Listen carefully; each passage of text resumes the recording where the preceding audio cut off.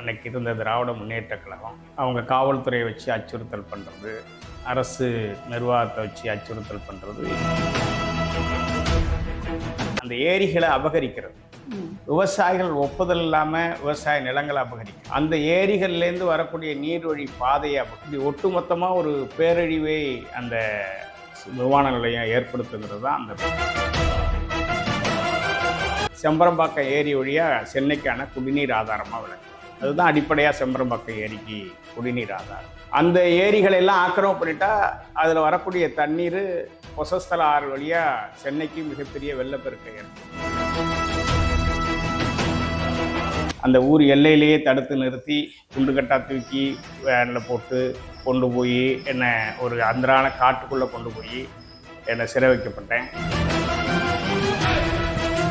அந்த real estate அதிபர்களுடைய பங்குதாரர்களாக அதிகாரமிக்க அரசியல்வாதிகளே பங்குதாரர்களாக மாறினதுனாலதான் இன்னைக்கு சட்டமன்றத்தில் அந்த திட்டத்துக்கு ஆதரவா சில கட்சிகள் குரல் கொடுக்கிற நிலை இருக்கு. இதுதான் தமிழ்நாடு அரசோட குத்தகை பாதுகாப்பு சட்டத்தின் கீழே தான் குத்தகை விவசாயிகளுடைய நிலங்கள் இருக்குது. அது ஆதீனமா இருந்தாலும் அறக்கட்டளையா இருந்தாலும் கோவில் நிலங்களா இருந்தாலும் அவங்களுக்கு என்ன உரிமை இருக்கு அதே உரிமை உழுபவனுக்கு உண்டு.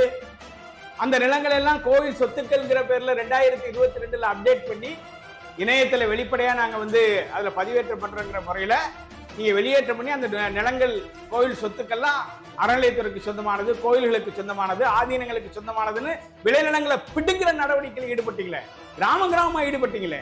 இதெல்லாம் தடுத்து தானே போராடின போது தானே 13 பேர் மேல குண்டர் சட்டை போட்டீங்க. மேல்பாவுல என் மேல 13.5 வருஷம் சிறையில் அடைச்சிக்கல. விவசாயிகள் மீது குண்டர் சட்டை போட்ட வரலாறு உண்டா?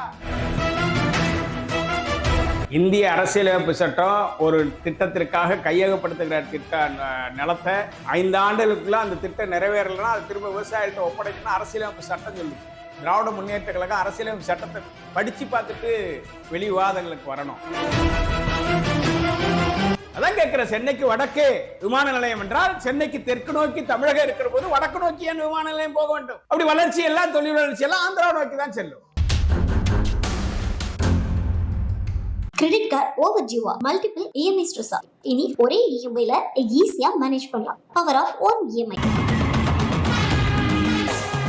எக்ஸ்போஸ் நேயர்களுக்கு வணக்கம். டான் ரவினா. இன்றைய நேர்காணலில் நம்மோடு இணைந்திருக்கக்கூடிய சிறப்பு விருந்தினர் விவசாய சங்கங்களின் தலைவர் PR பாண்டியன் ஐயா தான் நம்ம கூட இருக்காங்க. வாங்க நிறைய விஷயங்களை கேட்டு தெரிஞ்சுக்கலாம். ஐயா வணக்கம். ஐயா எப்படி இருக்கீங்க? ஐயா நல்லா சூப்பர். ஐயா ஐயா தொடர்ந்து விவசாயிகளுக்காக எல்லா விஷயங்கள்லையுமே தொடர்ந்து முன்னிலையில இருந்து குரல் கொடுத்துக்கிட்டே இருக்கீங்க. ஸோ அப்படி இருக்கும்போது எனக்கு தெரிஞ்ச கட்டாயமாக நம்மளுடைய முதலமைச்சர் விஜய் அவர்கள் கொடுத்துருக்கக்கூடிய அறிவிப்பு அப்படின்றது உங்களை போன்ற விவசாயிகளுக்கு ஒரு பெரும் மகிழ்வை ஏற்படுத்திக்கும் அப்படின்னு நான் நம்புகிறேன். ஏன்னா இந்த பரந்தூர் விமான நிலைய திட்டம் கைவிடுறதுனால ஸோ விவசாயிகள் நிறைய பேர் பாதிப்புலேருந்து மீண்டு வந்திருக்காங்க. ஸோ விவசாயிகளுடைய நிலம் கையகப்படுத்துறதை முற்றிலும் தடுத்திருக்காங்க அப்படின்றப்போ ஸோ இதை எப்படி பார்க்குறீங்க? முதல்ல பரந்தூர் விமான நிலையம் அதற்கு எதிரான போராட்டம் என்பது 5 ஆண்டுகளுக்கு மேலே தொடர்ந்து அந்த ஏகனாபுரம் பகுதி மக்களால் நடத்தப்பட்டுச்சு. பரந்தூருக்கு உட்பட்டிருக்கிற கிட்டத்தட்ட 6-7 கிராமங்களில் அந்த ஒற்றுமையை உருவாக்க முடியலை. அன்னைக்கு இருந்த திராவிட முன்னேற்ற கழகம் அவங்க காவல்துறையை வச்சு அச்சுறுத்தல் பண்ணுறது, அரசு நிர்வாகத்தை வச்சு அச்சுறுத்தல் பண்ணுறது, இப்படியாப்பட்ட பிரச்சனைகளை பண்ணி அவங்களுக்குள்ள ஒரு ஒற்றுமையை உருவாக்க முடியலை. ஆனால் ஏகனாபுரம் மக்கள் தொடர்ந்து அதில் உறுதியோடு இருந்து போராட்டம் நடத்தினாங்க. எல்லா கிராம சபை கூட்டங்கள்லையும் அவங்க அந்த திட்டத்துக்கு எதிராக தீர்மானம் போட்டிருக்காங்க. அந்த திட்டத்தில் என்ன பேரழிவு அப்படின்னா கிட்டத்தட்ட 3500 ஏக்கருக்கான ஏரிகள், அந்த ஏரிகளை அபகரிக்கிறது, விவசாயிகள் ஒப்புதல் இல்லாமல் விவசாய நிலங்களை அபகரிக்கிறது, அந்த ஏரிகள்லேருந்து வரக்கூடிய நீர்வழி பாதையை அபகரிக்கிறது, இப்படி ஒட்டுமொத்தமாக ஒரு பேரழிவை அந்த விமான நிலையம் ஏற்படுத்துங்கிறது தான் அந்த பகுதி மக்களுடைய அடிப்படை நோக்கமாக இருக்குது. தன்னுடைய நிலத்தை விட அவங்க முதன்மையாக நீர் ஆதாரங்களை தான் பார்த்தாங்க. அந்த நீர் ஆதாரம், அந்த ஏரிகளுடைய தண்ணீர் செம்பரம்பாக்கம் ஏரி வழியாக சென்னைக்கான குடிநீர் ஆதாரமாக விளங்குது. அதுதான் அடிப்படையாக செம்பரம்பாக்கம் ஏரிக்கு குடிநீர் ஆதாரம். அந்த ஏரிகளை எல்லாம் ஆக்கிரமிப்பு பண்ணிட்டா அதில் வரக்கூடிய தண்ணீர் கொசஸ்தல ஆறு வழியாக சென்னைக்கு மிகப்பெரிய வெள்ளப்பெருக்கை ஏற்படுத்தும். அந்த தண்ணீர் செம்பரம்பாக்கம் வந்ததுன்னா உரிய முறையில் அது குடிநீருக்கு பயன்படும், உரிய முறையில் அது வடிகால் வழியாக கடலுக்கு செல்லும். ஆனால் அங்கே ஓடுதளம் அமைச்சு விமான நிலையம் அமைச்சா அந்த தண்ணி முழுமையும் சென்னையை மூழ்கடிக்கும். இப்படி பலவாறு அங்கே இயற்கை அமைப்பை அவங்க கண்டறிந்து தான் அந்த போராட்டத்தை தீவிரப்படுத்தினாங்க. அந்த போராட்டம் தீவிரமடைஞ்ச நிலையில் 2 ஆண்டுக்கு முன்னாக இன்றைய முதலமைச்சர் அன்றைய தவேக தலைவர் விஜய் அவர்கள் நேரடியாக அந்த ஊருக்கே சென்றார்கள். அந்த போராட்ட களத்தில் பங்கேற்றார்கள். 4 நாள் தொடர்ந்து 2022 அந்த போராட்ட களத்துக்கு தீவிரமாக போனேன். என்ன உள்ளே போன போது அந்த ஊர் எல்லையிலேயே தடுத்து நிறுத்தி குண்டுகட்டா தூக்கி வேனில் போட்டு கொண்டு போய் என்னை ஒரு அந்தரான காட்டுக்குள்ளே கொண்டு போய் என்னை சிறை வைக்கப்பட்டேன். அதுக்கு அடுத்தது ஒரு முறை உண்ணாவிரத போராட்டத்துக்கு நான் ஊர்லேருந்து கிளம்பி வர்றபோது விடிய விடிய அந்த காஞ்சிபுரம் மாவட்டத்துக்குள்ளே நுழையக்கூடிய அத்தனை சாலைகளையும் கண்காணித்தாங்க. அச்சரப்பாக்கத்துக்கிட்ட இருக்கிற சுங்க சாவடியில் என்னை தடுத்து நிறுத்தினாங்க. காலையில் 8 மணிக்கு கொண்டு போய் உத்தரமேரூர் காவல் நிலையத்தில் ஒரு நாள் பூரா வச்சுருந்தாங்க. இப்படி மிகப்பெரிய கொடுமையை அரங்கேற்றினாங்க அந்த போராட்ட களத்தில். ஆனால் நாங்கள் துளியும் அதில் அஞ்சலை. முதல் இந்த போராட்டத்தில் இருக்கிற பாதிப்புகளை வெளி உலகுக்கு சென்னை பத்திரிகையாளர் மன்றத்தில் வச்சு அவங்களையும் வர சொல்லி இதை மிகப்பெரிய அளவில் இந்த போராட்ட களத்தை தீவிரப்படுத்தணும் துவக்க நிலையிலேயே. இது இந்த விமான நிலையத்தினால தமிழ்நாட்டுக்கு எந்த பயனும் இருக்காதுங்கிறதையும் நாங்கள் இப்போ முழுமையாக அதை நாங்கள் வெளிப்படுத்தியிருக்கிறோம். நீங்கள் பயன் இருக்காதுன்றீங்க. ஆனால் இதே முன்னாள் முதலமைச்சராக இருந்த ஸ்டாலின் அவர்கள் என்ன சொல்லியிருக்காங்கன்னா, தமிழ்நாட்டுடைய வளர்ச்சியை முற்றிலுமே சிஎம் விஜய் அவர்கள் தடுத்திருக்காங்க. இது ஒரு அற்ப அரசியலை தான் இன்னைக்கு சிஎம் பண்ணிக்கிட்டு இருக்காரு அப்படின்றாரு ஸ்டாலின் அவர்கள். திராவிட முன்னேற்ற கழக ஆட்சி காலத்தில் எந்த ஒரு தொழிற்சாலையும் தமிழ்நாட்டில் உருவாக்குவதற்கு தொழில் அதிபர்கள் நிலங்களை வாங்குவதற்கு கூட யாரும் முன் வரல. அந்த நிலங்களை வாங்கி அந்த வகைப்பாட்டை மாற்றி தொழில் அமைக்கிறதுக்கான வகைப்பாடாக மாற்றணும்னாலே ஒரு ஏக்கருக்கு 5 லட்சத்துலேருந்து 15 லட்சம் வரைக்கும் கையூட்டு கொடுக்க வேண்டியது இருந்தது. அதனால் யாரும் வர்றதில்லை. சிப்காட்டுன்னு அரசாங்கம் விவசாய நிலத்தை கைப்பற்றி அதில் தனக்கான சுயநலத்தோட அந்த சிப்காட்டில் தான் தொழில் நிறுவனங்கள் தொழில் தொடங்கணுங்கிற நடைமுறையை பின்பற்றினாங்க. அதோடு மட்டுமல்ல, இவங்க காலத்தில் தான் பல நிறுவனங்கள் ஆந்திராவை நோக்கி படையெடுத்து அதெல்லாம் ஆதாரத்தோட சட்டமன்றத்தில் விவாதிக்கப்பட்டிருக்கு. அப்போ சென்னைக்கு தெற்க தான் தமிழ்நாட்டோட வளர்ச்சி இருக்கு. சென்னைக்கு வடக்க தமிழ்நாட்டோட வளர்ச்சி வராது. ஏன்னா சென்னைக்கு வடக்க அந்த பரந்தூர்லேருந்து 20 கிலோமீட்டர் தொலைவில் ஆந்திராவோட எல்லை துவங்கிடுது. அப்போ தொழில் நிறுவனங்கள் முழுமையும் திமுக ஆட்சி காலத்தில் ஆந்திராவை நோக்கி போனதுக்கு அடிப்படையே இந்த பரந்தூரில் விமான நிலையம் அமைக்கிறங்கிற பேரால் ஏற்படுத்தின நடவடிக்கைகள் தான் தொழில்களே ஆந்திராவை நோக்கி போச்சு. இப்போ இந்த தொழிற்சாலைகள் சென்னைக்கு தெற்கே 1500 கிலோமீட்டர் தூரம் கன்னியாகுமரி மாவட்டம் வரைக்கும் நம்மளுடைய வலிமையான எல்லை பகுதி இருக்குது. அதே போல் கிழக்கு மேற்கா மிகப்பெரிய அளவில் எல்லை பகுதி இருக்குது. இப்படி இருக்கிற போது சென்னைக்கு தெற்கே விமான நிலையங்களை அமைக்கிற போது தான் அங்கிருந்து வரக்கூடிய மக்கள் அந்த விமான நிலையத்தை பயன்படுத்த முடியும். வேலை வாய்ப்புங்கிற முறையில் சென்னைக்கு தெற்கு நோக்கி தொழிற்சாலைகள் உருவாகிற போது தான் தமிழ்நாட்டுடைய இளைஞர்களுக்கான வேலை வாய்ப்பு இலகுவாக்கப்படும். ஒரே இடத்துல சென்னையிலே குவியணும் அப்படின்னா சென்னை வாழ முடியாத நகரமா ஆகிவிடும். ஒரு கட்டத்துக்கு மேல சென்னையில வசிக்க முடியாது, அந்த அளவுக்கு நெருக்கடி வந்துடுது. அப்ப சென்னைக்கு உள்ள குடிநீர் ஆதாரத்தையும் நீர்நிலைகள் எல்லாம் அபகரிச்சுட்டு சென்னைக்கான உணவை உற்பத்தி செஞ்சு கொடுக்குற திருவள்ளூர், காஞ்சிபுரம், செங்கல்பட்டு மாவட்டங்கள்ல இருக்கிற விளைநிலங்கள்லாம் அபகரிச்சுட்டு ஒட்டுமொத்தமா தமிழ்நாட்டில் இருக்கிற நீங்க பூரா சென்னைக்கு வாங்கன்னு கூப்பிடுறது எந்த வகையில தொழில் வளர்ச்சிக்கான அடிப்படையாக இருக்கும்? தொழில் வளர்ச்சி என்பது தமிழ்நாட்டிலேருந்து கன்னியாகுமரி மாவட்டம் வரைக்கும் 38 மாவட்டங்கள்ல தொழில் விரிவடைகிற போதுதான் எல்லா மாவட்ட இளைஞர்களும் படித்த இளைஞர்களும் வேலைவாய்ப்பு பெறுவதற்கான வாய்ப்புகளை உருவாக்க முடியும். ஆனா அதை விட்டுட்டு நான் சென்னையை சுத்தியே தான் நான் விமான நிலையம் அமைப்பேன், சென்னையை சுத்தியிலே தான் நாங்க தொழிற்சாலைகள் அமைக்கிறதுக்கு நாங்க அடிப்படையா விளங்குவோம் அப்படின்னு சொன்னா இது எந்த மாதிரி கொள்கை?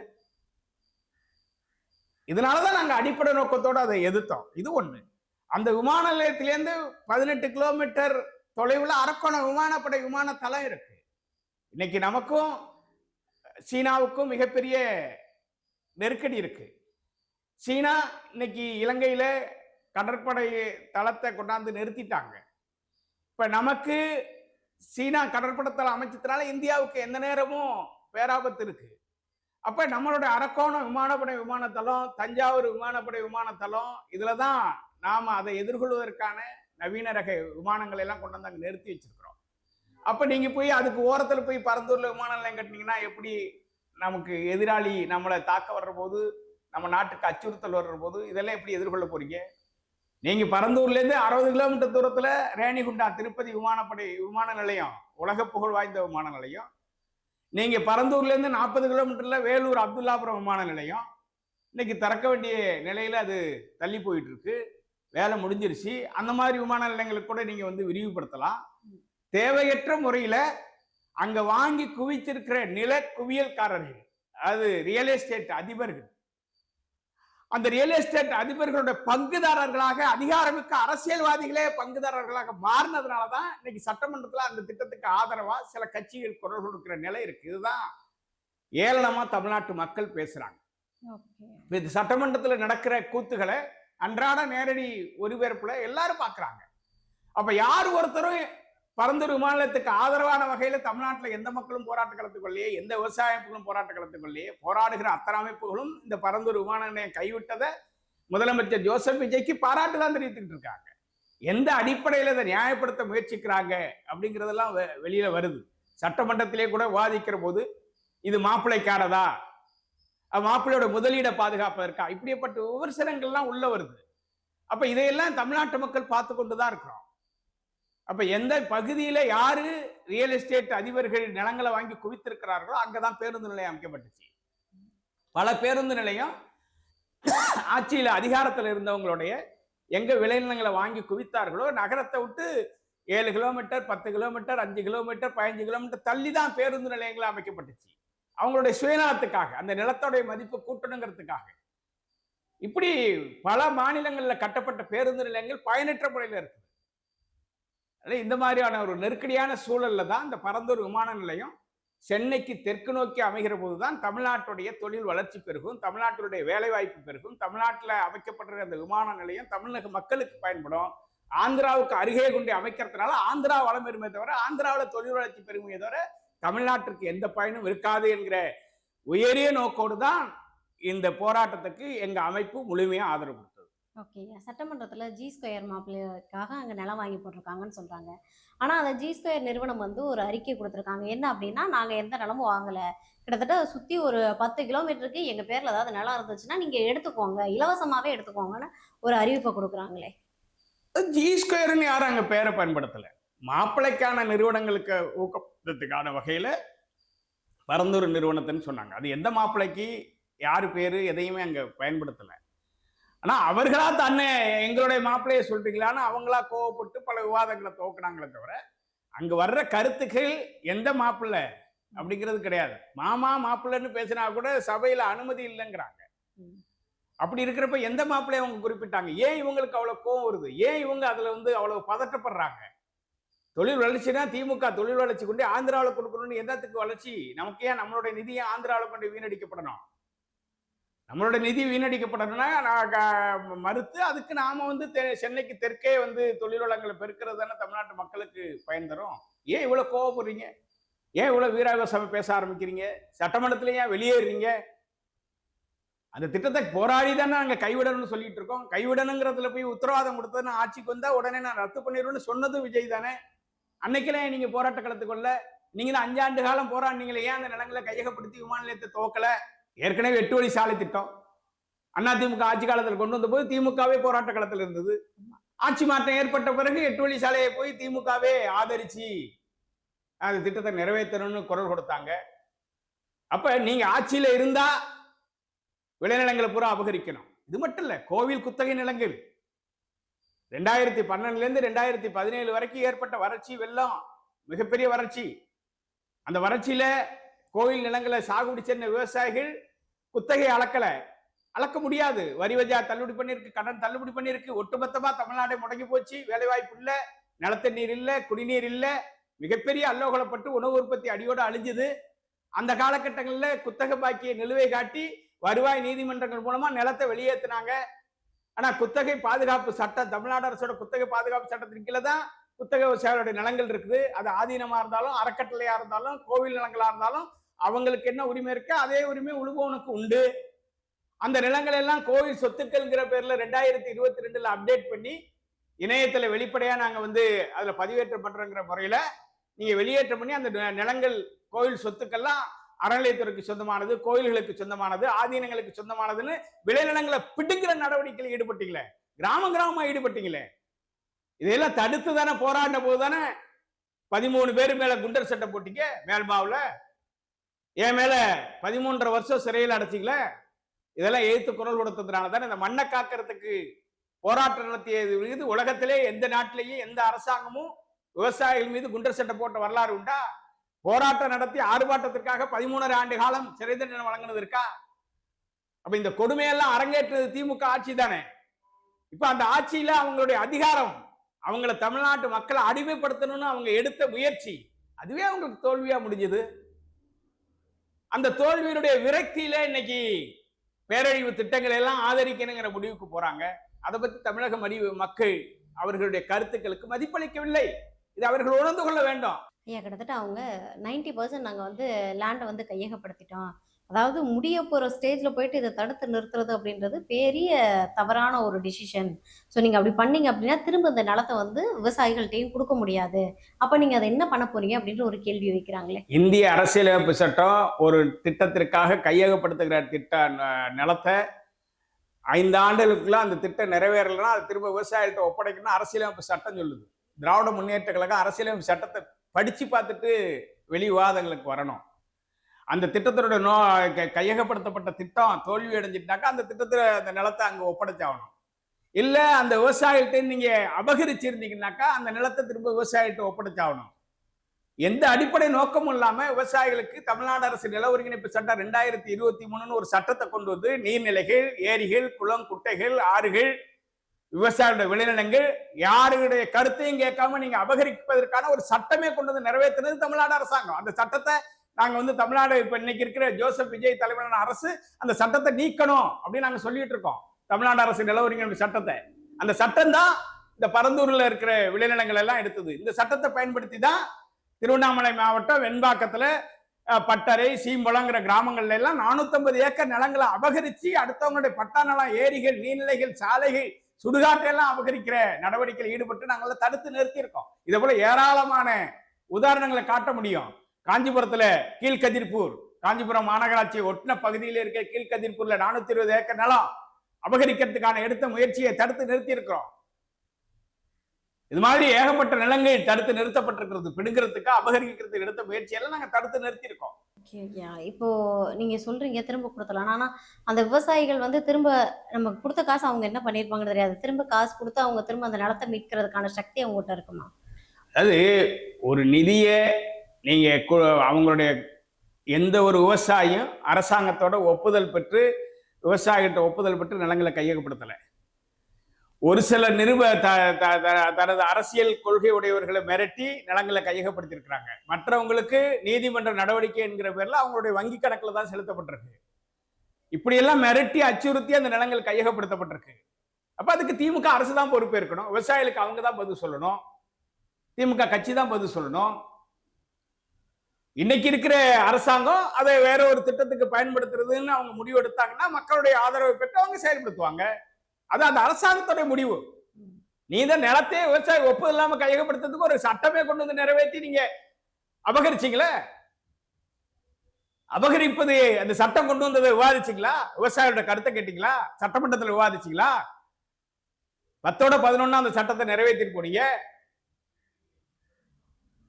8 மணி நேரம் வேலை வாய்ப்புங்கிறத 12 மணி நேரம் வேலை வாய்ப்புன்னு மாத்தி அந்த சட்டத்துல எல்லா கட்சியும் வெளிநடப்பு பண்ணதுக்கு பிறகு நீங்க இந்த சட்டத்தை கொண்டு வந்து நிறைவேற்றுறீங்க. 2013 12 நீங்க நடத்தாத அட்டூழியம் என்ன இருக்கு? ஏன் மக்கள் உங்களுக்கு எதிராக திரும்பினாங்க? ஏன் விஜய்க்கு 108 தொகுதியில தனித்து நின்று வெற்றி பெற வாய்ப்பு எப்படி உருவாகிடுச்சு? இதெல்லாம் திமுக சிந்திக்கணும். ஒரு அரசியல் கட்சி நடத்துற கட்சி இதை பத்தி இந்த தோல்விக்கான அடிப்படை காரணம் என்ன? ஏன் மக்கள் நம்மள்ட்ட இருந்து அந்நியப்பட்டு போனாங்க? நம்ம 23 கட்சியோட கூட்டணி வச்சிருந்தோமே, ஏன் ஒரு தனி கட்சி புதுசா ஆரம்பிச்சு 2 வருஷத்துல அதிகாரத்துக்கு வந்தது? அவங்க வர்றதுக்கான வாய்ப்பு எப்படி உருவானுச்சு? அப்ப மக்களுக்கான பிரச்சனை களத்துல போய் அவர் போராடினாரு. அவர் அதுக்கான உத்தரவாதங்கள் கொடுத்தாரு. மக்கள் ஏகோபித்த ஆதரவு அவருக்கு தெரிவிச்சாங்க. அதனால இன்னைக்கு அவர் ஆட்சி பொறுப்புக்கு வந்திருக்கிறாரு. அவர் ஆட்சி பொறுப்புல இருக்கிற போது உங்களுடைய நடவடிக்கைகளை நீங்க மாற்றிக்கொண்டு மக்களுடைய நம்பிக்கை பெறுவதற்கான முயற்சியை திமுக மேற்கொள்ளணுமே தவிர தான் எடுத்த நடவடிக்கைகள் தான் உண்மையானது அப்படின்னு சொன்னா எந்த வகையில பொருந்தும்? அதான் கேட்கிற. சென்னைக்கு வடக்கே விமான நிலையம் என்றால் சென்னைக்கு தெற்கு நோக்கி தமிழகம் இருக்கிற போது வடக்கு நோக்கி ஏன் விமான நிலையம் போக வேண்டும்? அப்படி வளர்ச்சி எல்லாம், தொழில் வளர்ச்சி எல்லாம் ஆந்திரா நோக்கி தான் செல்லும். முதலீடுகள் பண்ணியிருக்கிறதுல முக்கியமானது வந்து மோஸ்ட்லி அதானி நிறுவனத்தோட பங்குகள் இருக்கு அப்படின்றாங்க. அதாவது அதானியை தொட்டா கிட்டத்தட்ட வந்து மோடியை தொட்ட மாதிரி. அதனால வந்து மோஸ்ட்லி அது எல்லாமே அதானியோட பங்குகளாக தான் இருக்கும். அதனாலதான் வந்து இன்னைக்கு வந்து நம்மளுடைய இதுக்கு முன்னாடி இருந்த திமுக அரசு இவ்வளவு கொந்தளிக்குது அப்படின்னு ஒரு தகவலை சொல்றாங்களே. அதானி ஒரு நாள் முழுமையிலும் அன்றைய முதலமைச்சர் மாண்பு மு.க. ஸ்டாலினுடைய இல்லத்துல மதிய விருந்து சாப்பிட்டு இருக்கிறாரு. அவரோட ஒரு நாள் பூரா இருந்து கலந்துரையாடல் செய்தி அந்த நேரத்தில் ஊடகங்கள்ல வெளிவந்திருக்கு. வடக்க காட்டுப்பள்ளி துறைமுகம், நான் வந்து ஆட்சிக்கு வந்தா உடனே காட்டுப்பள்ளி துறைமுகத்தை எடுத்துருவேன்னு விடியகால 6 மணிக்கே போய் மீனவர்கள் மீன் பிடிக்க போறதுக்கு முன்னாடி போய் சொல்லிட்டு வந்தவர் முன்னாள் முதலமைச்சர் மு.க. ஸ்டாலின் தேர்தல் காலத்துல. ஆனா அங்கிருந்த ஏரிகளை எல்லாம் அதானிக்கு எடுத்து ஒப்படைச்சாரு. அங்கிருந்து திருவள்ளூர் வழியா போற சாலைகள் எல்லாம் நாங்க தடுத்துக்கிட்டு இருந்தோம், நிலத்தை அபகரிக்காதீங்கன்னு சொன்னோம். அந்த நிலத்தையெல்லாம் பிடிக்கி கொடுத்தாரு. அதானிக்காகவே பரந்தூர் விமான நிலையத்தை தாரவார்க்கிறதுக்கு எடுத்த முயற்சி, அதானியோட பங்குதாரரா சில அதிகாரமிக்க கட்சிகள், குடும்பத்தை சார்ந்தவர்கள் எல்லாம் அதானியோட பங்குதாரர்களாக மாறி இருக்கிறாங்க. இவர் விஜயை பொறுத்தவரையில ஊழல் இல்லாத ஆட்சி அப்படிங்கிற பிரகடப்படுத்திருக்காரு. அதனால யாருடைய தயவு ஆட்சியும் எங்களுக்கு தேவையில்லை, யாரிடையும் நாங்க மன்றாட போவதில்லை, மண்டியிட போவதில்லைங்கிற துணிவோட அவர் ஆட்சி நடத்துறாரு.